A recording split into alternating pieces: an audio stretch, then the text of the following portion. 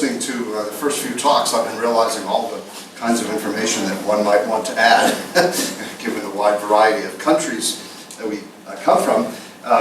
I'm representing, I guess, officially in the program Saudi Arabia, but because of the absence of any other top 500 system or any other HPC effort in the whole Middle East region, I guess you could say I'm trying to speak for the Middle East in a very compressed way. These are the only 6 machines in the top 500 in the Middle East. All of them are in Saudi Arabia. Israel may have one, but they don't list it in the top 500. And this is the distribution of those systems. 4 of them are with the national oil company, Aramco. And in fact, Aramco created the university, or I've been spending the last 8 years, KAUST as well. So in a very real sense, the HPC industry in the Middle East is oriented towards the 2 big problems of the oil industry, that is to say seismic inversion for discovery and reservoir modeling for exploitation. And this other machine here, which is a GPU-based system that was once very high on the Green 500, is, I think, not really being used very much in research now. It's with the NSF of Saudi Arabia. This is what Wikipedia classifies as the Middle East. There are 17 countries in it, including 1 African country, namely Egypt, which is dominantly Arabic, of course. And this is what Wikipedia calls Asia, which does not include the football country of Australia. Heard from, but it's fair by me. You'll notice that it does omit.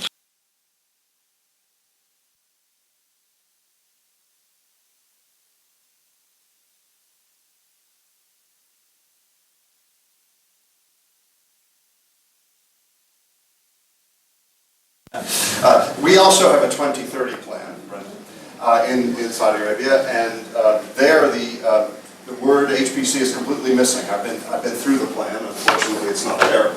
But in the 2030 plan overall, the current Minister of Energy, Khalid Al-Faleh, says that although Saudi Arabia is currently G19 in terms of GDP, it wants to move into the G10, but it's hard to do that with a small population. And interestingly, maybe it's not such a small population compared to some other countries that have a higher GDP. But anyway, we all believe, I think, that HPC is tightly coupled to success with the future of GDP. The system that we operate is the most capable within 105 degrees of longitude. I think it's the only cray in this, it's the only, well, it's certainly the highest ranked cray in this hemisphere. If you start at our computer and walk south, you get to the South Pole with no faster. So you could make these sort of silly statements based on capability that are quite fun, but show, you know, that the region really is a desert, or has been in terms of HPC. Very interesting that India has not had a computer in the top 20 for a long time. Neither Russia nor Turkey. All these, you know, very engineering intensive countries that you would expect would easily be running over the countries of the Gulf, but in fact not. One of the interesting things about our system is it's one of the few petascale computers in the world that shares the disk system with a very high-resolution cave. I think the highest resolution cave that you can buy. San Diego put it together, as well as other, you know, power walls and things. It's a rich visualization environment. So if we further reduce scope within Saudi Arabia to KAUST, we can sort of say that we are pursuing with the oil company a lot of mutual objectives. We do much more than oil. In fact, our university was created to complement oil. We're the renewable energy research organization there, especially with solar, wind, splitting water with catalysis, desalinating water, all these other you know, energy and environmental challenges for the Middle East. But Aramco has in fact hired more than 200 of our graduates. They have run a 1 trillion cell simulator on Shaheen, which is, I think, the highest resolution ever. It has to be, because the reservoirs in Saudi Arabia are the largest continuous pressure reservoirs. So I'll just narrow down to the university that I know well in the sequel. A little piece of trivia for you. The world is to within about 2% 10 trillion cubic kilometers. 1 trillion cubic kilometers. You just plug the mean radius into this, it's I think 1.02 trillion kilometers. The volume of the Ghawar Reservoir, which has been pumping oil for you for 50 years, 5 million barrels a day, for over 50 years, this is its very elongated shape in the east, is approximately 1 trillion cubic meters. So Ghawar represents 1 part per billion of the Earth. But what an important 1 billionth that is. But to put that into computational scales, if we want to resolve the Earth to 1 kilometer volumetrically, or Ghawar to 1 meter, which is quite reasonable for current seismic data, then that's only really 8 terabytes of data, and that fits very comfortably in DRAM many times over. In Shaheen, we have 100 copies of this in DRAM, so that many different fields, many different high-banded Jacobian matrices. It's quite feasible to do implicit problems on the world's largest reservoir with just 1 meter resolution, which is not. Of course, the field is more multi-scale with that. Some geophysicists compute down to the pore level in lab experiments, but this is where we are in terms of being able to model the world's energy resources. There's Ghawar in perspective next to Qatar over there, which, by the way, as we all now know, has the world's largest gas field, so somehow they ended up near each other.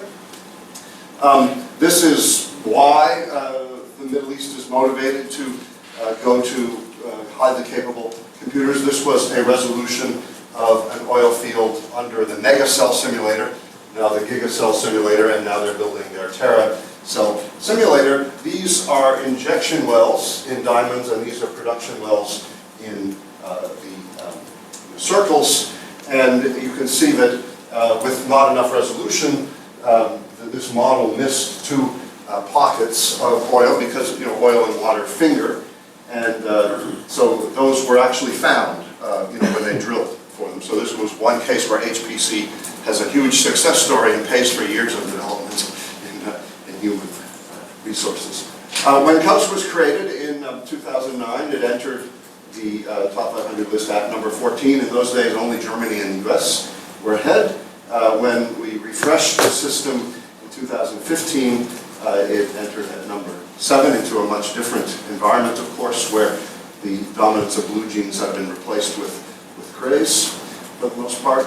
By the way, our machine is very unexciting. So Toshi just gave us, and the Chinese delegation just gave us some very exciting one-off machines with all kinds of innovation. This one doesn't even have accelerators. It was designed, since it has to support a huge variety of scientists.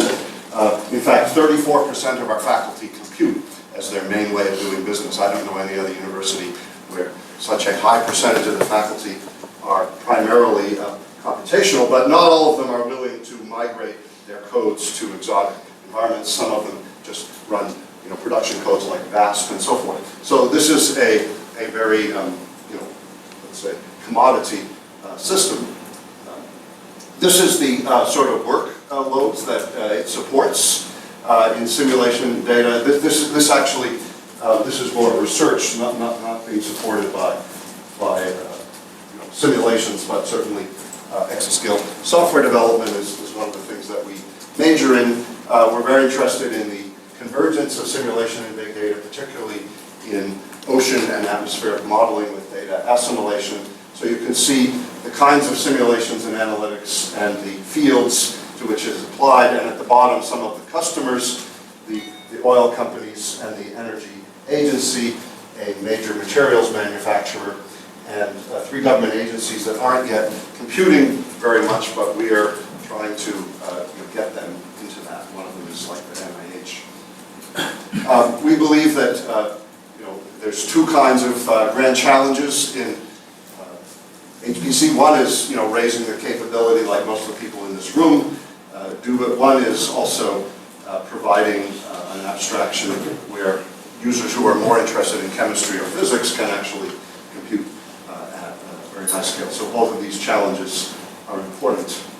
This is a portfolio of applications supported on Shaheen, ranging from electrodynamics, quantum chemistry, ocean circulation and assimilation, seismic discovery, earthquake source inversion, combustion, bioinformatics, magnetohydrodynamics, and global climate, ranging from nanometers to thousands of kilometers, but all looking the same to a computer in terms of data structures that are either grids or particle groups that have to be distributed over memories and implemented on multi-core systems. There's a picture of the machine, and with those machines come teams to help the faculty become productive on them. The fellow in the middle is not part of the team. He's our president, the former Caltech president, Jean-Luc Chameau, who's been with us the past 4 years. This is just a cartoon to remind everybody about the exciting upcoming merger of the third and fourth paradigms, whereby we wrap loops around the forward problem, which already is, the petascale grand challenge, in order to invert for, those elements of the model which are uncertain by means of using real data. And this, of course, is a challenge both computationally and also in terms of the fundamental mathematical formulation. It's an ill-posed problem, but this is one of the great reasons to go to exascale. It certainly drives our own work, and these are some of the techniques and some of the applications to which data assimilation is being applied. One of our faculty members was part of the 2007 big IPCC team with which Al Gore won the Nobel Prize for climate simulation. He does primarily atmospheric aerosols. One of the problems with the Middle East is we have a lot of solar power potential, but we don't have water to clean the solar collectors, and they tend to become very sandy and collect other aerosols. So that's a very practical motivation for concentrating on aerosol transport. This is the logo of our university, which was sort of envisioned as a national laboratory for Saudi Arabia, and then once they built it, they said, well, we might as well give PhDs. And this symbol is often interpreted in terms of these 4 science pillars, but I like to think of it in terms of the 4 ways of knowing, and in particular, the importance of bringing simulation and data into the scientific and discovery and engineering design modes of traditional theory and experiment. And as I always like to show this chart representing how I think most of the world's scientists work still. They discover through observation and experiment, and then simulate to try to understand, whereas as the cost curves of experimental work and computational work cross, it will be much more natural to simulate, to predict, and then to experiment to verify. And this is the structure around which this new university has been built. We've been operating now for 8 years. We have, as I mentioned earlier, 150 faculty, about 1,000 students at a time, and those students are they're not the only research engines. We have almost an equal number of postdocs and research scientists, and each faculty member has about 11 researchers on average associated with him or her.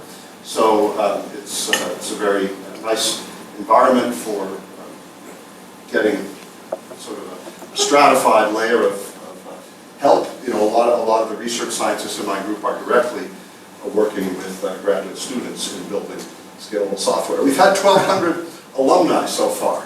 I mentioned 200 of them went to work at Aramco. I mentioned the country is HPC poor, but I believe that the path to enrich it and to populate those agencies and those industries with the HPC expertise will ultimately be through the alumni. By the way, of the 7 countries in this grouping that Satoshi put together, I would say 6 of them are already scientifically advanced, in the sense of having their own aerospace and IT and other industries. Saudi Arabia, although it is a very wealthy country per capita, hasn't been contributing on the fundamental research side, and its own organizations aren't yet as ready for HPC as the other countries in this session. But the hope is that, as people who spend their PhD years at KAUST, whether Saudis or expats, realize the quality of life will stay and migrate into the university agencies and industries. That is the goal, and in many cases, like chemical engineering, this is exactly what is happening. So far, the HPC alumni have all been fleeing the country. For example, my first 7 students had mostly gone to US national labs or European supercomputing labs or the Chinese Academy of Sciences. So we don't yet have the ecosystem to retain the best talents against the pull of the international HPC markets.